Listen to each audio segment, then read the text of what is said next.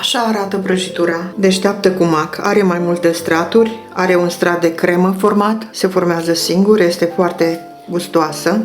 Are două foi, un strat cu mac, un strat cu cremă, totul format în cuptor.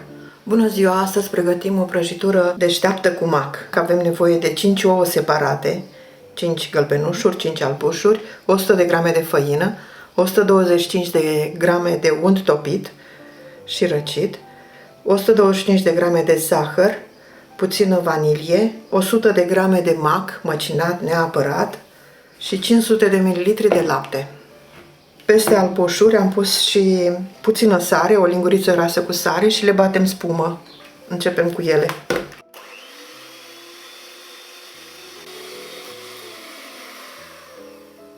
Am bătut bine albușurile, nu cad din vas.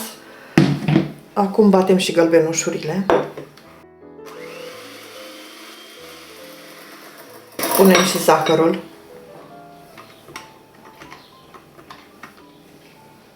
Esența de vanilie sau zahăr vanilat, ce avem.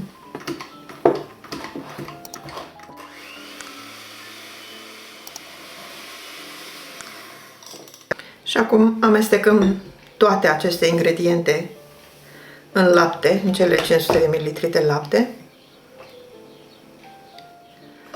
Punem și untul, și macul și făina. Amestecăm puțin.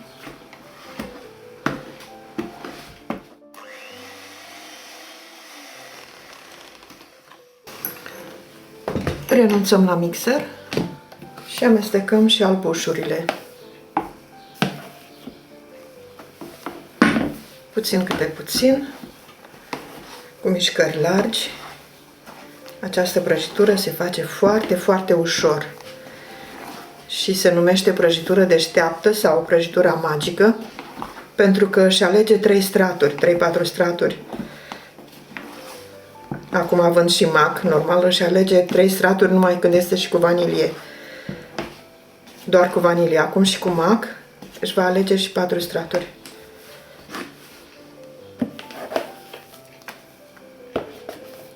Se separă singură. Și așa au numit-o bunicile noastre, prăjitura deșteaptă. Am amestecat ușor, chiar dacă mai rămân așa bulgărași de albuș, nu este nicio problemă. După cum ați observat, această prăjitură nu are niciun agent de creștere, însă va crește foarte frumos și va fi foarte pufoasă de la albușuri. Am pregătit și o tavă de 25 pe 35 de centimetri, am pus hârtie de copt. Acum răsturnăm această compoziție. Este foarte lichidă, așa trebuie să fie, nu vă speriați. Am pus și cuptorul la preîncălzit la 170 de grade. Vom ține prăjitura în cuptor la 170 de grade o oră și după ce se coace, o lăsăm să se răcească încă o oră cu focul oprit.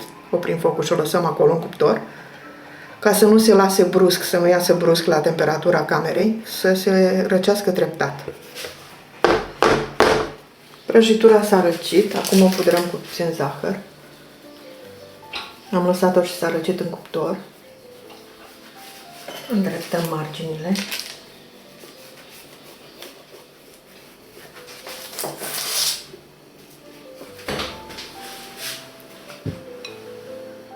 Așa arată prăjitura deșteaptă cu mac. Are mai multe straturi, are un strat de cremă format, se formează singur, este foarte gustoasă. Are două foi, un strat cu mac, un strat cu cremă, totul format în cuptor. Dacă era tava mai micuță, prăjitura ieșea mai înaltă, așa s-a copt mai repede și am preferat așa, să iasă mai subțire. O rețetă care se face foarte, foarte ușor, amestecăm doar ingredientele, cel mai greu lucru este să batem albușurile, simplu, simplu și foarte gustos. Poftă bună!